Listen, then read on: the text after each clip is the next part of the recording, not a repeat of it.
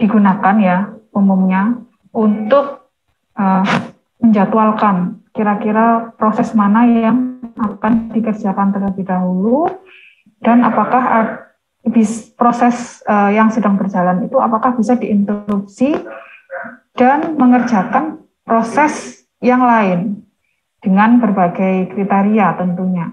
Kalau yang kita pelajari sekarang ini masih dasarnya saja ya, hanya dasarnya. Jadi dasar itu ada 4 sebetulnya. Yang pertama adalah first come first serve. Ini mirip seperti first in first out. Jadi proses mana yang lebih dulu datang yaitu yang dikerjakan.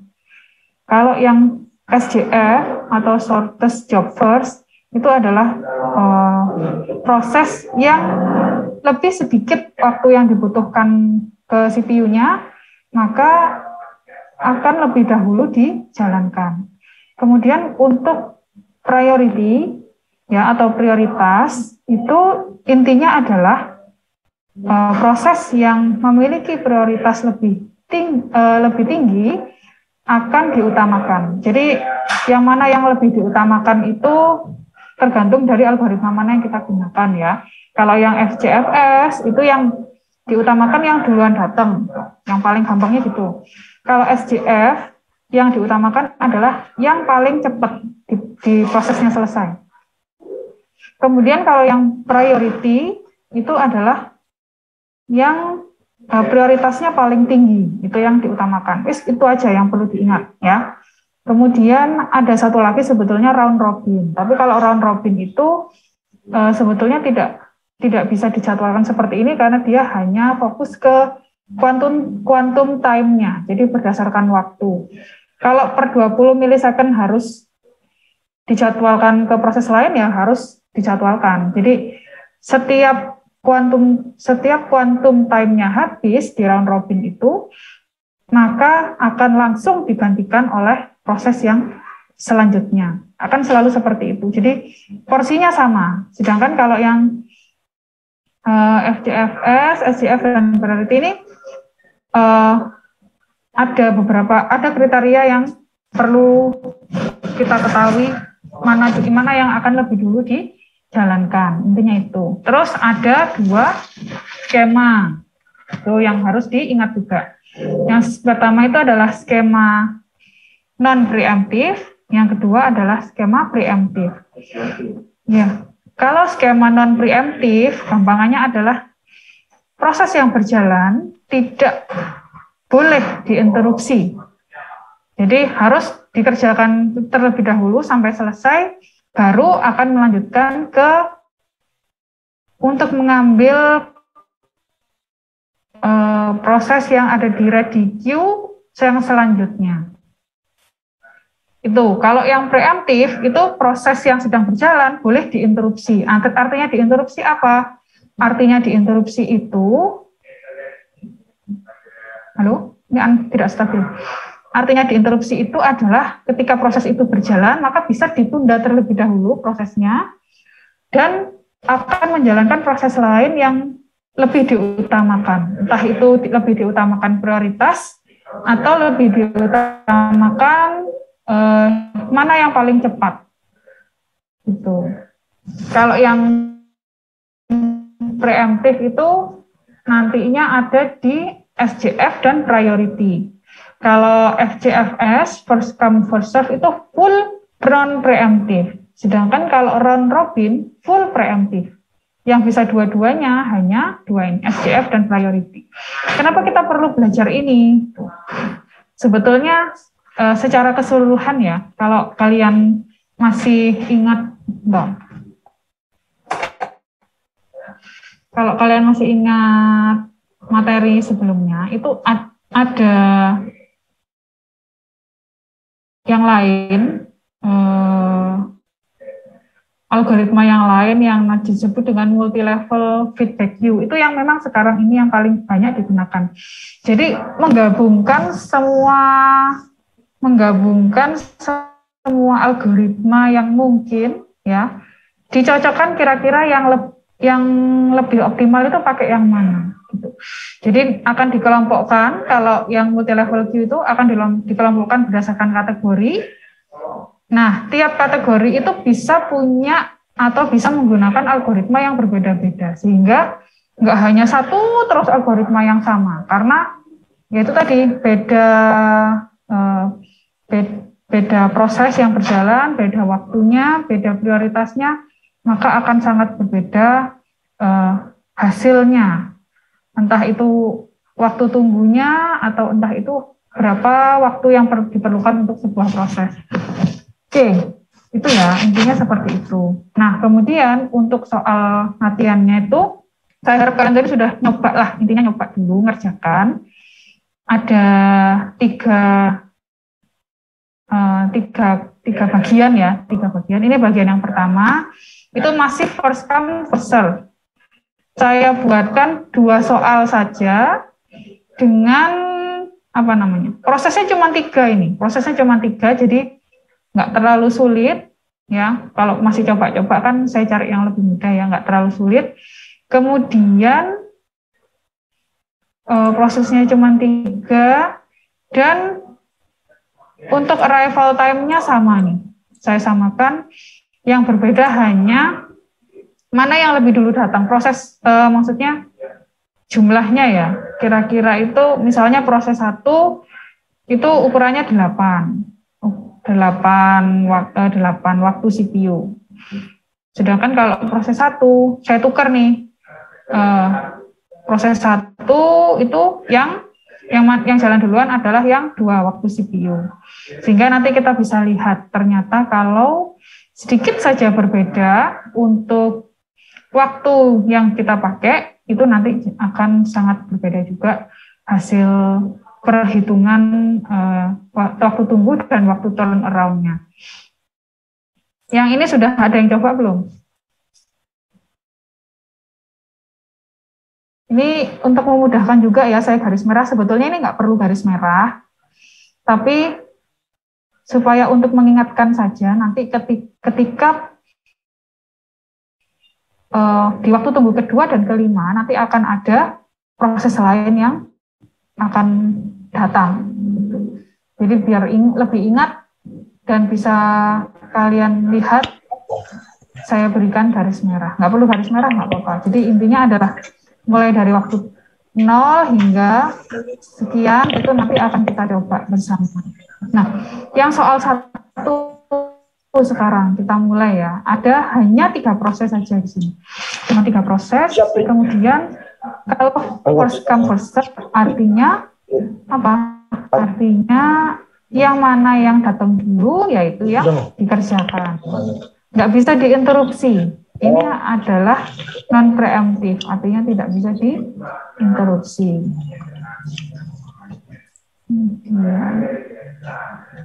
Ya, yang ingin bersuara boleh dinyalakan audionya, yang memang belum ya silahkan di-mute supaya tidak mengganggu. Kita mulai dari proses 1 dulu ya. Kedatangannya waktunya ke 0, waktu ke 0, waktu yang dibutuhkan ada 8. Kita mulai dari 0 nih. Ini kan waktu tunggu ke 0, waktu ke 0, waktu CPU ke 0. Kita mulai 1, 2. Terserah warnanya apa ya. Buat membedakan aja sebetulnya. Kemudian setelah itu sebetulnya ada nih proses yang datang. Jadi ada kedatangan proses di waktu tunggu kedua, di waktu CPU kedua. Tapi masih belum bisa dijalankan karena harus menyelesaikan proses 1 dulu. Kita selesaikan dulu. Nah, di waktu di waktu kelima, waktu CPU kelima juga ada 2 ini, ada proses lain ya, proses ketiga dengan 2 waktu CPU. Untuk soal ini masih belum bisa dijalankan juga ya.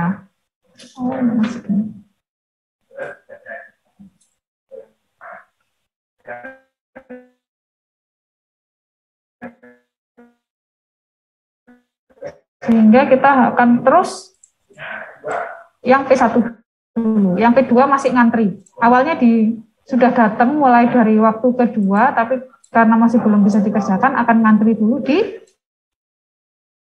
ready queue. Proses ketiga juga sama, proses ketiga juga masih akan mengantri. Ini kita jalankan dulu sampai selesai. Saya.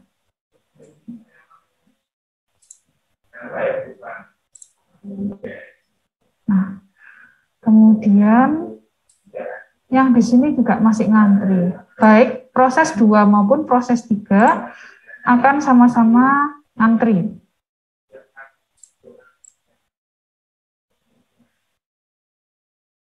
Nah, setelah itu, setelah P1 selesai, maka kita lihat di antrian, ya, di ready queue ada 2 proses yang ngantri. Mana yang lebih dulu dikerjakan? Yang datang duluan. Yang datang duluan artinya yang datang duluan adalah P2, sehingga P2 yang dikerjakan terlebih dahulu.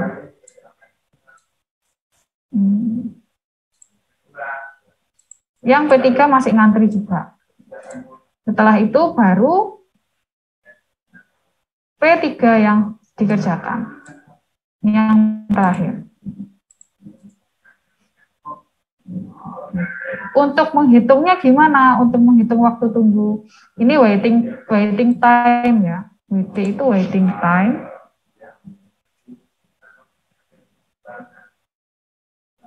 Kemudian TAT itu turn around time.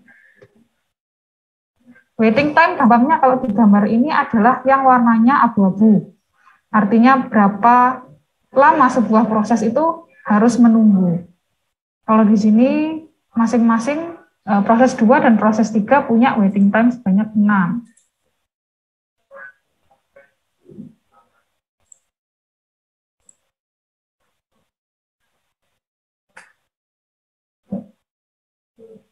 Sedangkan turnaround time-nya ini 8 ya. Jadi dari proses itu datang sampai proses itu selesai, itu turnaround time.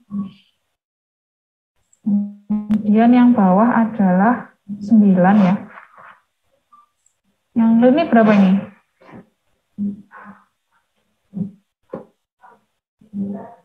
Berapa? 8, Bu. 8. Benar.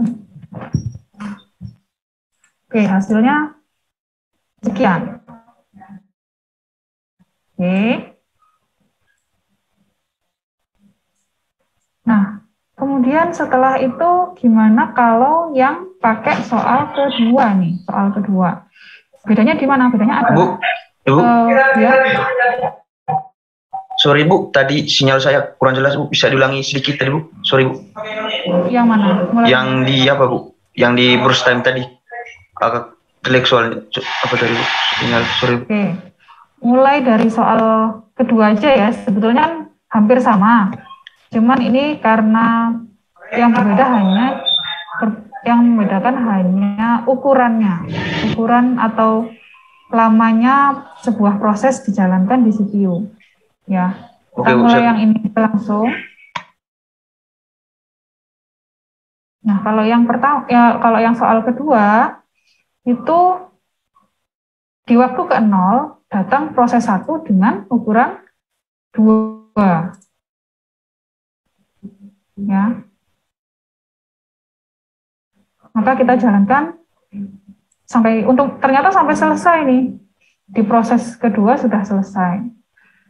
Di waktu kedua sudah selesai. Kemudian di waktu CPU kedua ternyata juga ada yang datang dengan ukuran 8 waktu CPU. Nah, bisa langsung dikerjakan ya. Bisa langsung dikerjakan. Berbeda dengan yang atas nih. Jadi beda ukurannya dan beda waktu kedatangannya nanti akan sangat membedakan hasil perhitungan. Jadi nanti kalau kalian waktu UTS nanti bisa jadi banyak sekali variasi hasilnya nanti. Nah, di waktu kelima, maaf, saya balik ngomong. Di waktu kelima itu ada yang datang adalah P3.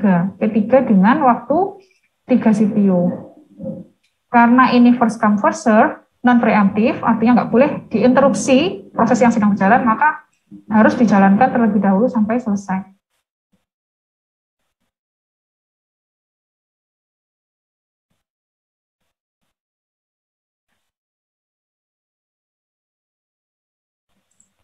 Di sini P3-nya masih ngantri ya, karena datangnya mulai dari waktu ke-5, dia ngantri sampai P2 selesai dikerjakan, sehingga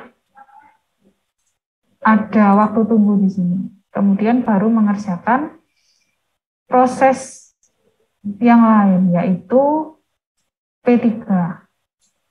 P3-nya akhirnya bisa dijalankan.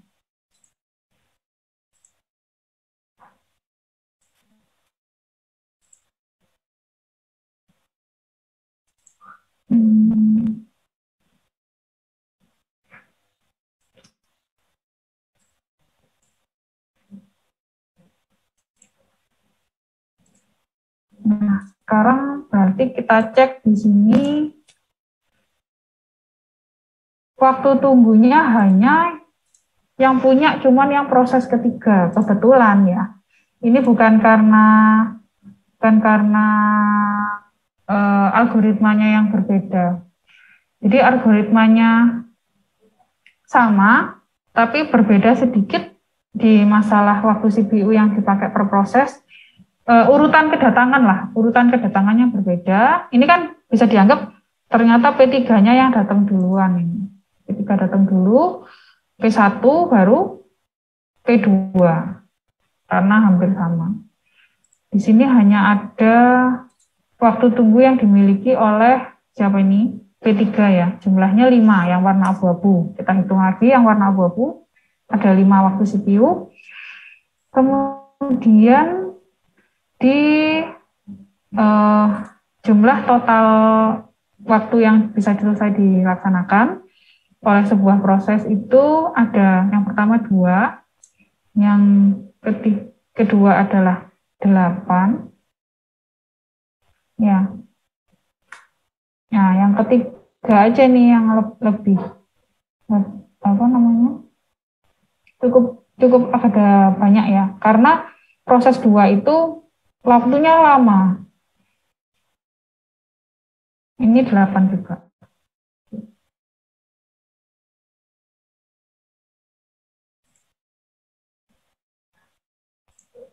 Benar ya.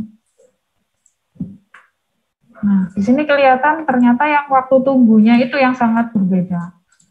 Jadi itu karena sedikit saja waktu tunggunya bisa sangat berbeda. Nah, nanti kalau misalnya ternyata di proses 2 ini ya, prosesnya sangat panjang, bisa sampai 20 waktu, contohnya seperti itu. Maka proses ketiga juga akan menunggu sepanjang itu. Jadi semakin lama sebuah proses itu berjalan, karena tidak bisa diinterupsi, maka proses selanjutnya juga akan sangat menunggu lama untuk bisa berjalan. Itu untuk yang pertama. Ini sudah bisa dipahami atau belum? Ini masih yang paling sederhana. Belum, Bu, belum.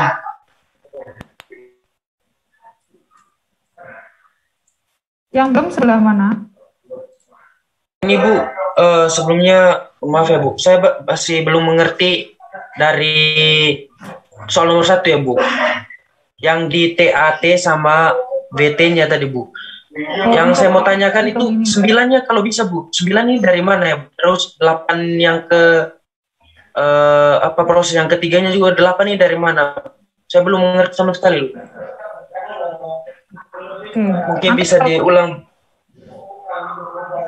Ya, intinya gini, untuk waiting time itu adalah, bentar ini saya kembalikan dulu ya, supaya nggak bingung.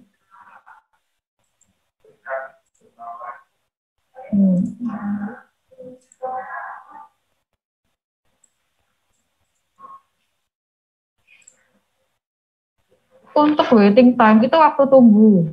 Paling gampangnya kalau yang kalian lihat di gambar ini adalah yang warnanya abu-abu. Jadi karena sebuah proses itu ketika datang, ya datang itu maksudnya sudah dimuat di memori dan siap untuk dijalankan. Itu maksudnya datang itu. Jadi ngantri dulu, sudah siap untuk dijalankan, sudah masuk memori. Nah, tapi masih ada proses yang sedang berjalan di CPU, sehingga harus ada waktu tunggunya, harus nunggu, harus ngantri. Waiting time adalah berapa jumlah waktu yang diperlukan sebuah proses untuk berada di antrian sebelum dijalankan sebelum dijalankan di prosesor. Karena untuk yang ini ya, karena proses 2 datang di waktu kedua di sini, kemudian ternyata bisa berjalan, baru bisa dijalankan di waktu ke-8. Sehingga waktu tunggunya berapa? Ada 6. Sini ada 6. Kalau turnaround time itu adalah berapa jumlah waktu yang dibutuhkan oleh sebuah proses untuk apa? Untuk menyelesaikan prosesnya. Jadi turnaround time itu dihitung dari kapan proses itu tiba di ready queue, kapan prosesnya datang dan ngantri, sampai proses itu selesai dikerjakan. Jadi dihitungnya mulai dari kapan dia datang. Kalau dihitung dari datang dengan waktu tunggu yang 6 dan waktu prosesnya 3 sehingga jumlahnya 9. Tuh.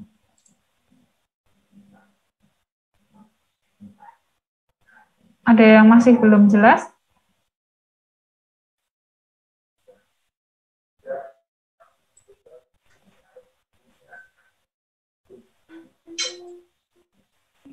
Sudah ya, saya lanjutkan ya. Kita lanjutkan.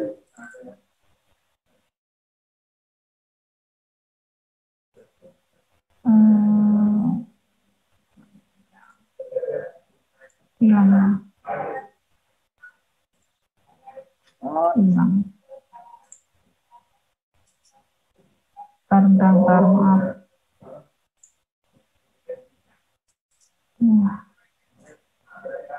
Nah, ini soal yang ketiga. Saya kok lupa ya caranya. Apalah, satu-satu dulu ya.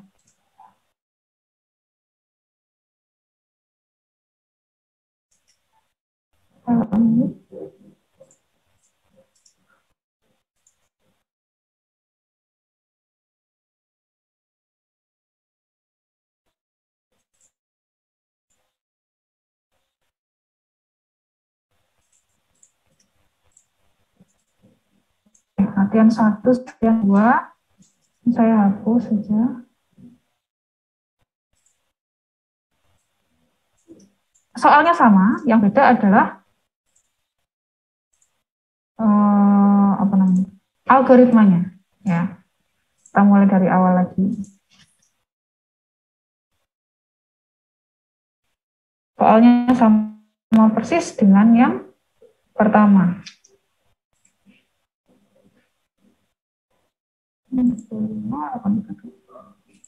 Oke, sama. Nah, bisa jadi, tapi bisa jadi nanti karena cuma 3 proses nih ya, bisa jadi hampir sama dengan yang sebelumnya. Karena hanya 3 proses, jadi nggak terlalu beda jauh. Cuma nanti ketika prosesnya ada lebih dari 3, mungkin variasinya juga akan banyak juga. Nah, sekarang kita mulai yang soal kedua, sorted job first, algoritmanya yang dipakai. Kemudian ini pakai non preemptive dulu ya. Yang sudah nyoba kerjakan mungkin bisa sambil ngecek punyanya itu sudah benar apa belum. Boleh. Nah, untuk shorter job first artinya adalah mana yang lebih cepat prosesnya berjalan, itu yang akan dikerjakan. Kalau dilihat-lihat, apa hubungannya sama sistem operasi? Mungkin gitu ya, kalau kalian curhatnya apa hubungannya? Sebetulnya berhubungan kalau kita lihat secara mendalam. Tapi selain kalian bisa mendapatkan ilmu ini, nanti apa sih yang didapatkan juga? Kalian bisa belajar apa ya namanya? Cara berpikirnya. Jadi logika berpikir, cara berpikir, analisisnya. Nah, itu bisa kalian pelajari ya, cara berpikir yang logis dan analitis dengan mengerjakan ini. Jadi selain kalian nanti tahu apa aja sih algoritma penjadwalan itu ya, selain itu, tapi nanti dengan kalian ngerjakan ini, nyoba ini, nanti dapat juga soft skill-nya, cara berpikir secara dan menganalisa. Ya, saya harap nanti kalau kalian bisa selesai ini ya harusnya logika berpikir kalian sudah berkembang dan sudah terbentuk. Oke, sekarang yang non preemptif nih. Yang non preemptif artinya tidak boleh ada interupsi ketika proses sedang berjalan. Mulai dari proses 1 dengan waktu kedatangan ke 0, waktu CPU-nya butuhnya 8.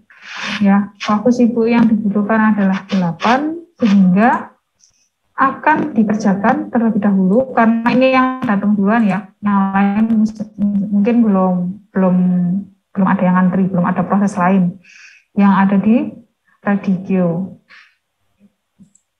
Di waktu kedua, ternyata ada yang ngantri, ada yang masuk, yaitu proses kedua. Di mana proses kedua itu waktu yang dibutuhkan adalah 3. Kalau kita lihat ya, di sini kan masih ada sisa 5, kurang 5 lagi waktu yang dibutuhkan. Maaf, 6. Sudah berjalan 2, tapi ternyata masih ada 6. Sedangkan kalau yang di P2 itu ada 3. Harusnya kalau mana yang lebih dulu dikerjakan kan yang P2 ya. Tapi karena non preemptif artinya tidak boleh diinterupsi sehingga yang di jalan duluan ya yang P1 masih karena harus diselesaikan terlebih dahulu. Yang P2 masih ngantri.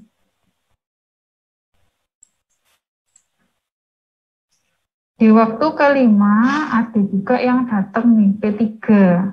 P3 dengan waktunya 2, waktu yang dibutuhkan 2. Di sini tinggal 3 ya. Waktu P1 tinggal 3, sisanya sudah berjalan 5. Yang P2 belum jalan, tapi sudah ada yang antri lagi. Sudah ada yang antri lagi di waktu kelima, waktu yang dibutuhkan 2. Tapi karena masih pakai non preemptif, kalau di sini 2 harusnya itu dulu yang dikerjakan karena mana yang paling cepat, mana yang paling kecil waktunya itu yang akan dikerjakan terlebih dahulu. Karena masih non preemptif, maka masih kita jalankan dulu proses 1 sampai selesai. Intinya itu. Yang P2, P3 masih ngantri karena prosesor masih menjalankan proses 1. Gitu ya. Ini tadi yang Nah, proses 1 sudah selesai, ada 2 antrian di sini, P2 dan P3 yang lagi ngantri. Kemudian, yang mana yang lebih dahulu dikerjakan? Nah, ini kita lihat kan, ini sudah 0. Ini ada yang ngantri 3 waktu tunggunya, satunya lagi yang ngantri 2. Yang lebih dahulu dikerjakan adalah yang paling kecil waktu yang dibutuhkan, sehingga yang dikerjakan adalah yang P3 dulu. Yang P2 masih ngantri. Kemudian setelah itu baru P2 yang dikerjakan.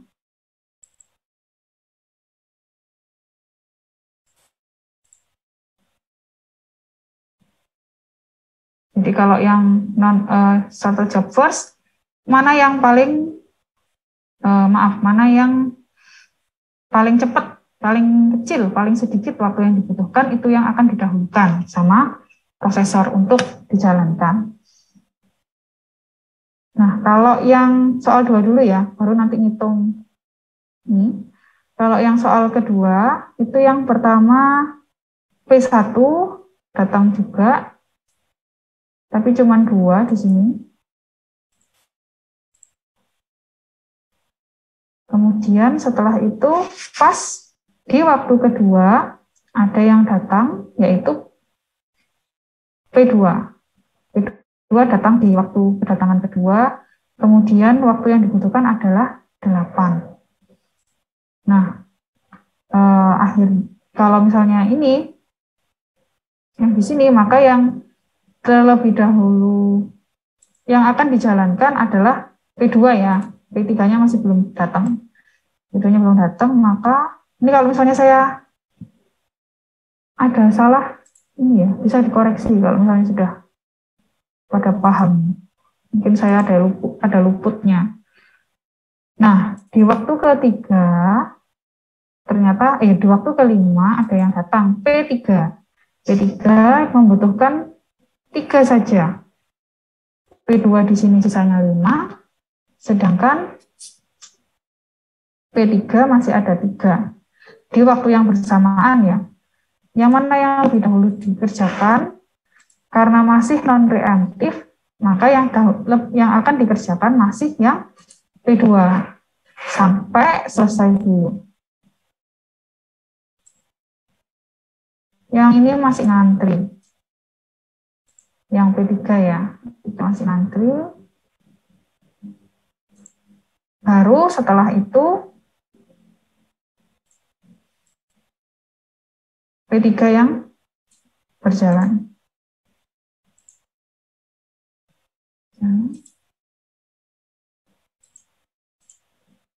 Nah, kalau dilihat-lihat, ini kayaknya sama ya. Coba nanti kita cek dengan yang ini. Tuh, sama ya. Sekarang kita ngitung waiting time nih. Ayo, masa masih belum paham nih. Kalau yang waiting time, yang ini berapa? 0. Yang kedua?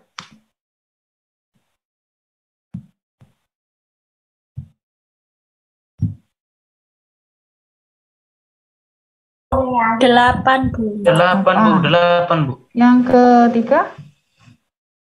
P3-nya? 3. Paham, alhamdulillah. Oke. Kemudian kalau yang soal kedua, yang warna abu-abu kita hitung ya, masih 0, cuman yang kedua juga 0. 5 deh. 5, Bu. Kemudian turnaround time-nya berapa? Dari waktu kedatangan sampai selesai dieksekusi. Yang pertama ada 8. Oke. Terus selanjutnya? 11. Betul. Yang ketiga ada 5. Iya. Yang soal kedua? 2, Bu. 2, Bu. 2. Kemudian 8. 8. Terakhir 8, Bu. jadi prosesnya ketukar sedikit, ternyata juga punya perbedaan. Di sini ternyata yang ini ternyata sama ya, soal 2, meskipun pakai FJFS maupun pakai SJF, ternyata sama saja, karena masih pakai non preemptif. Sekarang kita coba yang preemptif. Preemptif artinya ketika ada proses baru yang datang dan itu sesuai dengan kriteria, kalau untuk harus didahulukan, maka harus didahulukan, sehingga proses yang sebelumnya harus ditunda terlebih dahulu. Yang pertama, yang soal pertama, ini sudah preemptif ya, artinya bisa diinterupsi. Untuk yang pertama, tetap, nah ini kalau yang sudah mulai preemptif, hati-hati, jadi saya beri garis merahnya. Proses 1 berjalan ada 8 ya, 8 waktu CPU. Nah, di waktu kedatangan kedua, itu ada proses 2 yang datang, yang mulai ngantri, yang siap di ready queue. Nah, maka akan diperiksa terlebih dahulu.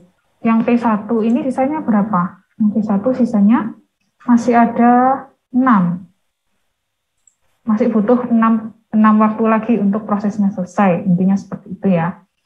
Nah, kemudian kalau yang di P2 ini ada 3. Ternyata cuma butuh waktu 3 nih. Jadi kalau untuk algoritma SCF, ini ajalah didahulukan, toh lebih cepat. Nanti baru yang selanjutnya akan dilanjutkan. Sehingga yang P2 yang dikerjakan terlebih dahulu. Itu yang dikerjakan terlebih dahulu. P1-nya gimana? P1-nya ngantri lagi di ready queue. Jadi ditunda, kemudian disimpan ya. Proses terakhirnya itu disimpan, nilai-nilai terakhirnya, kemudian akan dimasukkan ke dalam antrian lagi. Di sini maka yang proses 1 ada waktu tunggunya. Kalau yang tadi sebelumnya kan masih belum ada ya, belum ada yang nunggu. Di sini ternyata P1 ada waktu tunggunya. Terus kemudian di waktu kelima, ini kebetulan sudah selesai, sehingga 0. Di waktu kelima, ada yang datang lagi, P3, waktunya 2. Nah, kita lihat di sini. Yang satunya P3, proses 3 butuh 2. Yang proses 1 butuhnya 6. Yang dikerjakan terlebih dahulu, karena preemptif, maka yang paling kecil. Sehingga yang dikerjakan terlebih dahulu adalah yang P3.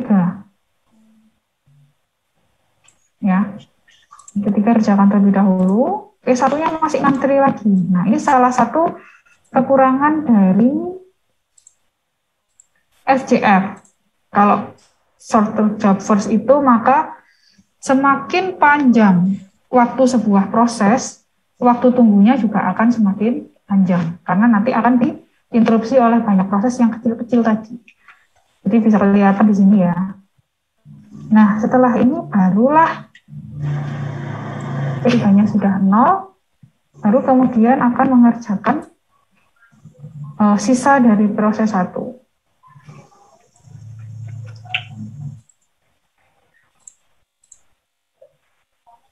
Oke, selesai.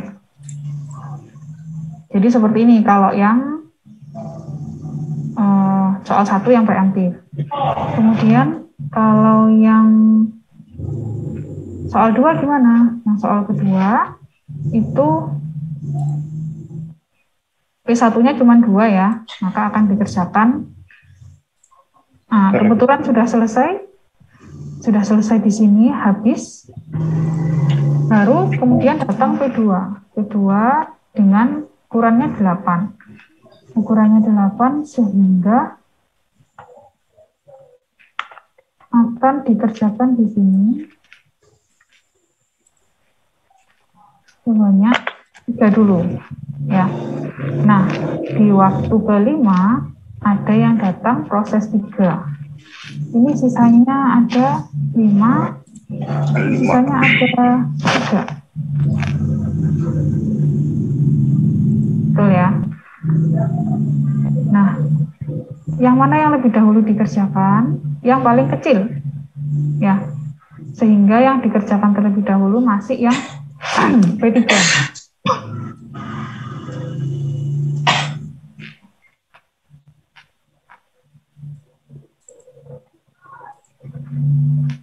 P2 masih ngantri, yang P1 sudah selesai.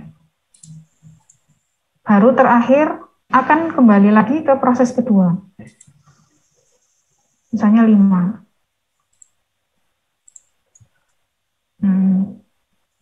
Jadi kalau preemptif, kalau pakai yang preemptif itu kemungkinannya banyak karena bisa diinterupsi ketika proses itu sedang berjalan. Nah, sekarang kita cek waktu tunggunya. Harusnya kalau SJF itu waktu tunggunya yang paling optimal. Jadi SJF itu punya waktu tunggu paling optimal. Hanya waktu tunggu saja, tapi ya untuk yang lain mungkin bisa berubah. Nah, kalau yang ini waktu tunggunya berapa? P1 ada waiting time-nya ya. 5. Yang 2 dan 3 ternyata 0. Kemudian yang soal kedua,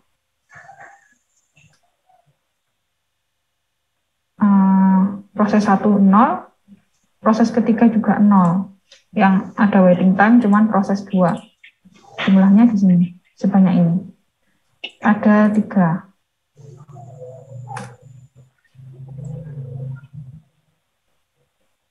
Nah, kemudian waktu tunggunya, turnaround time-nya, ini berapa? 13 ya. 13. Iya, Bu. Kemudian ini sesuai dengan waktu CPU yang dibutuhkan, karena nggak ada waktu tunggu, nggak perlu nunggu karena prosesnya kecil, akan dijalankan terlebih dahulu, sehingga nggak ada waktu tunggunya. Ini juga sama, nggak ada waktu tunggu, ini juga nggak ada waktu tunggu. Udah. Nah, di sini waktu tunggunya ada 11, Bu. Sehingga totalnya 11, Bu. 11. Nah, beda lagi ya, ternyata.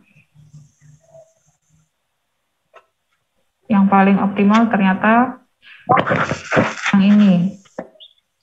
Ya, jadi yang duluan datang P1, yang ukurannya lebih kecil, kalau mau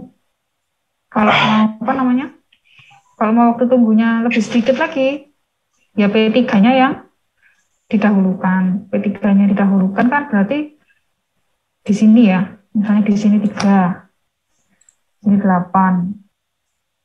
Maka yang terjadi apa? Yang terjadi itu tidak ada waktu tunggu sama sekali.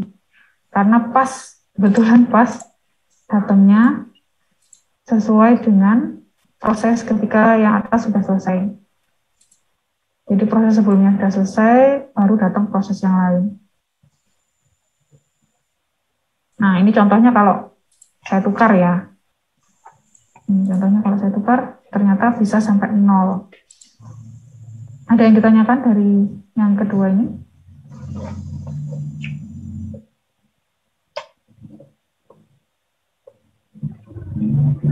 Bisa dipahami? Bisa, Bu. Saya. Nah, berarti sudah paham semua ini. Sudah siap untuk UTS. UTS-nya minggu lagi aja ya, karena masih ada 1 materi lagi mau saya kejar dulu. Jadi minggu depan masih materi terakhir, kemudian minggu ke tanggal berapa itu? Berarti sekarang bulan November, sekarang tanggal 9 ya. Ya, tanggal 9 kita UTS. Nah, untuk yang latihan ketiga ini priority. Priority juga bisa non-preemptif, bisa preemptif. Kalau priority yang didahulukan adalah mana yang prioritasnya paling... Bu, materi ini boleh dikirim di WA nggak, Bu? Kenapa? Materi yang sekarang ini boleh kirim di WA nggak? Materinya bisa diminta nggak, Bu? Yang ini yang baru Yang ini kan dijelaskan. sudah kemarin. Masih belum paham kalau Biar ini. dipelajari begitu, Bu. Maksudnya pembahasannya. Oke, ya apa? Nanti saya ulangi lagi. Soalnya ada yang terhapus. Oke. Sekarang yang ini apa ini? Non preemptif ya. Bisa dibalik. Good boy. Ngajar lagi. Sapu otak su paling sakit. Yang non preemptif artinya nggak bisa diinterupsi. Kemungkinan besar hampir sama dengan nanti kalau kita pakai first come first serve, karena ya itu tadi tidak bisa diinterupsi oleh proses yang lain yang masuk duluan. Kalau yang soal pertama ya pakai prioritas sekarang. Jadi ada satu kolom lagi baru namanya kolom priority. Nah di sini akan diperlihatkan mana yang lebih prioritas, mana yang paling penting, yang lebih dulu diutamakan. Bisa dibilang atau ada kemungkinan nanti waktunya akan lebih lama daripada kalau kita pakai algoritma yang lain. Misalnya mau pakai SDF ya, ternyata waktunya lebih lama kalau pakai priority karena prioritas tadi, meskipun nanti prioritasnya meskipun nanti waktu prosesnya yang dibutuhkan itu sangat lama, yang antri sudah banyak, tapi prioritasnya dia itu yang paling tinggi, sehingga ya itu yang akan dijalankan terus. Nggak akan bisa menjalankan prioritas yang ada di bawahnya. Misalnya prioritas 1 yang sedang berjalan, maka antrian atau proses apapun yang datang dengan antrian nomor di bawahnya, yang prioritas kedua, ketiga, dan seterusnya tidak akan pernah dijalankan sampai prioritas 1 sudah selesai. Sehingga memang bisa dibilang banyak, kemungkinan waktu tunggunya bisa lebih tinggi, cuma bisa lebih besar ya. Hanya saja akan sangat dibutuhkan untuk proses-proses yang punya prioritas sangat tinggi. Jadi kita memang lebih memilih untuk menjalankan proses itu dulu daripada proses lain. Pasti ada kan satu saat ketika sebuah proses itu kita pengen jalankan terlebih dahulu dan yang lain itu kita tunda. Sehingga priority ini juga diperlukan dalam sebuah penjadwalan prosesor. Kita mulai dulu yang soal 1 ya, pakai non preemptif. Yang proses 1 ini pertama adalah P1 dijalankan sebanyak 2 dulu. Kemudian setelah itu kita lihat ada P2 di sini. Tapi prioritasnya lebih kecil sih, harusnya kan dijalankan dulu, tapi karena masih non preemptif tidak bisa dikerjakan. Jadi masih ngerjakan yang pertama dulu. Harus selesai dulu yang pertama. Berapapun prioritasnya kalau pakai yang non preemptif. Yang ini masih ngantri. Kemudian di waktu kelima juga datang lagi dengan prioritasnya malah yang pertama. Kalau pakai preemptif pasti akan didahulukan. Tapi karena ini masih pakai non preemptif, maka akan menjalankan yang proses 1 terlebih dahulu sampai selesai.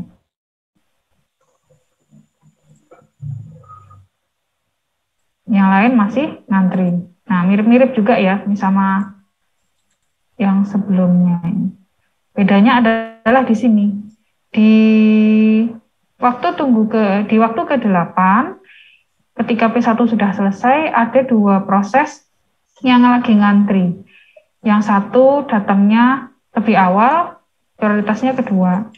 Yang P3 datangnya lebih terakhir ya, datangnya di akhir, tapi prioritasnya yang nomor 1. Jadi duluan ini dikerjakan, sehingga yang prioritasnya yang paling kecil lah yang akan dijalankan terlebih dahulu. Berapa ini? 2 ya.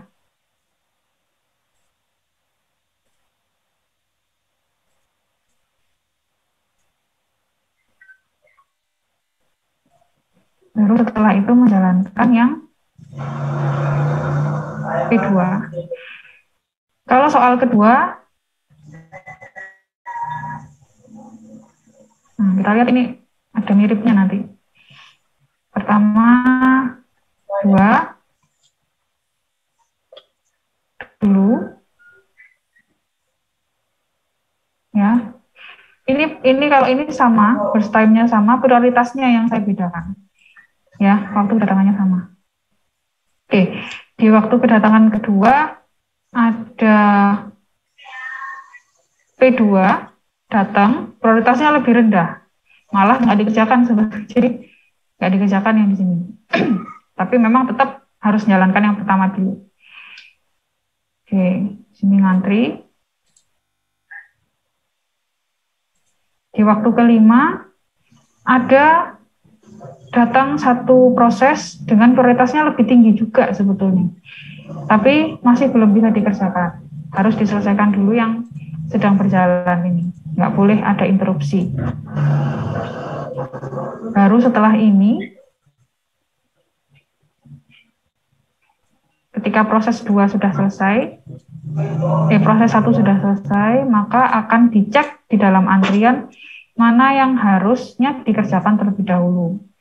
Di sini kita lihat ternyata yang prioritasnya paling tinggi, yang nomornya paling kecil itu P3, sehingga yang P3 yang dikerjakan terlebih dahulu. Tuh. Sama kan ya? Nggak ada bedanya sama yang atas. Soalnya nggak terlalu banyak variasinya. Di sini masih ngantri, baru ngerjakan yang ini.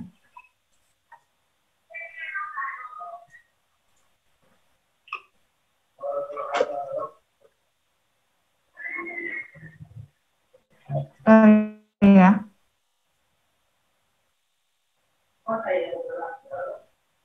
Ini mau diselesaikan atau selesaikan sendiri karena sudah waktunya sudah habis. Mohon maaf.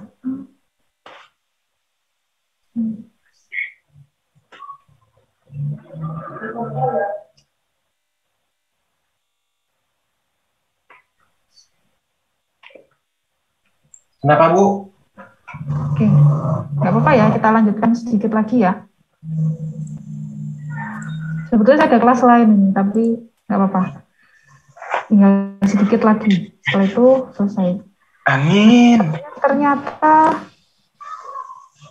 sama ini, kebetulan sama. Kalau pakai yang non preemptive, waktu tunggunya kita lihat ya, ternyata waktu tunggunya juga panjang. Kalau yang shorted job force itu ciri-cirinya adalah waktu tunggunya yang paling kecil. Nih, mudah-mudahan benar, nanti kalian cek sendiri.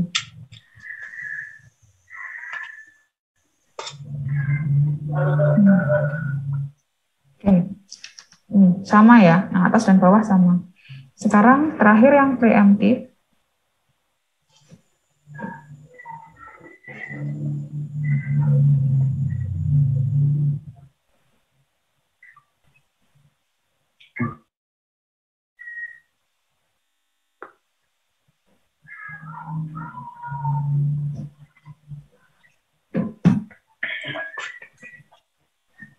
Yang preemptif sekarang, nah pertama P1 ya, P1 dulu jalan.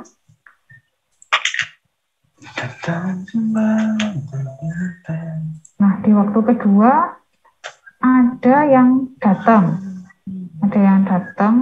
sudah siap untuk diproses dan ternyata prioritasnya lebih tinggi dari yang P1. Sehingga akan dijalankan terlebih dahulu.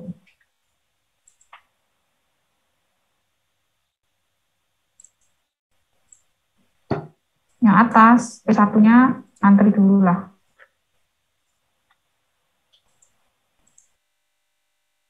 Kemudian di waktu kelima, ternyata ada yang datang lagi.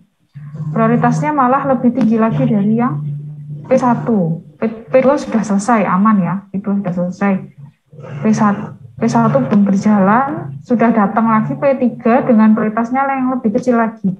Sehingga P1 masih belum bisa dijalankan, harus menyelesaikan proses 3 terlebih dahulu.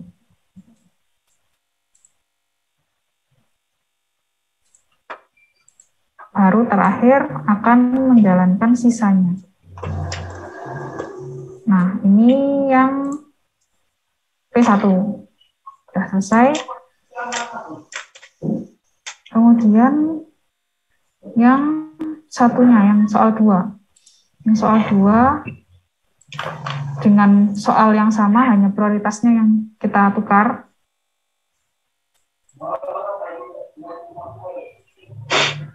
Berjalan 2 dulu, kemudian datang P2, proses 2 dengan prioritasnya ternyata lebih rendah.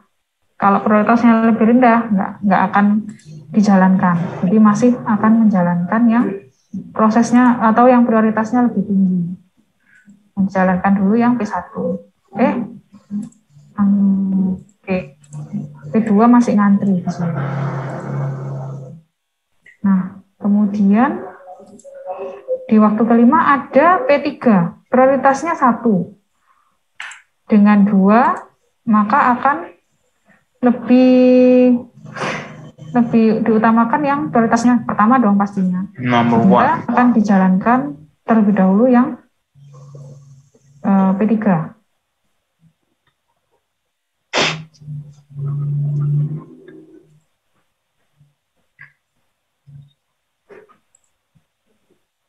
Ini ya. Ini P1 dan P2, keduanya juga masih antri.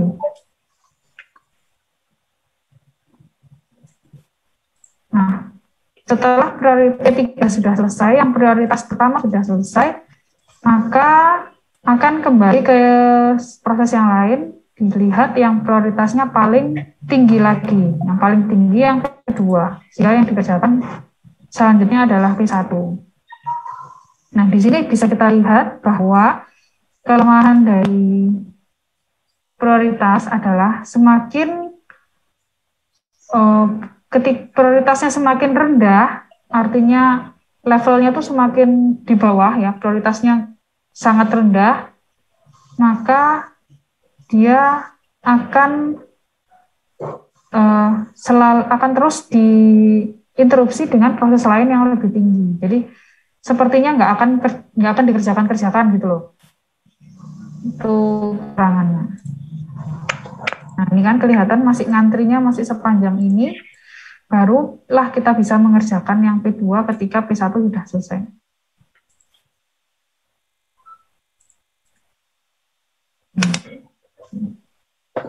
Udah ya. Ternyata dengan soal seperti ini saja bisa menghasilkan diagram yang berbeda. Kita cek lagi di sini terakhir ya. Setelah itu saya tutup waktu tunggunya. Di sini ada 5. Nanti dihitung lagi.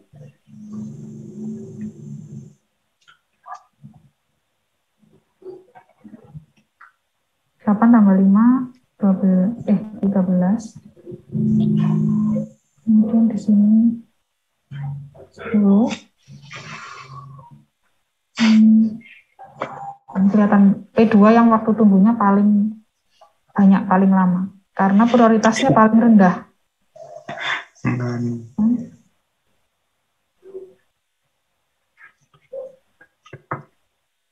Padahal cuman butuh 3 waktu CPU aja, tapi nggak bisa didahulukan.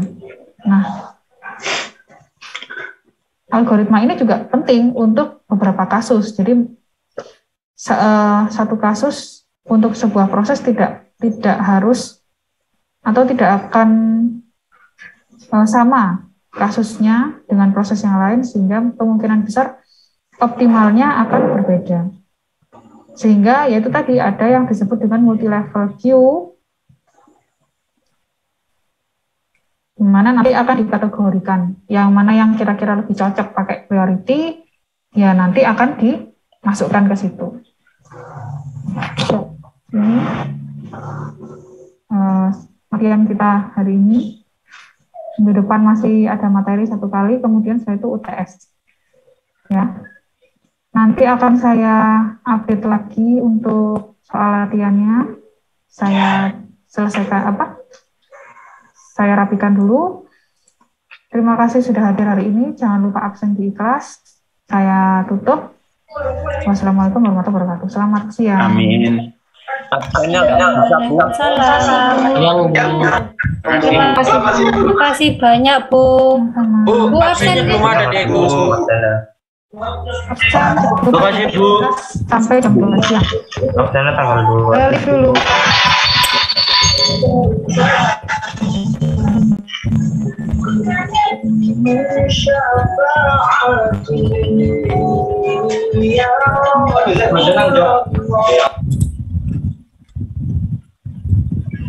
Gue lapar anjing.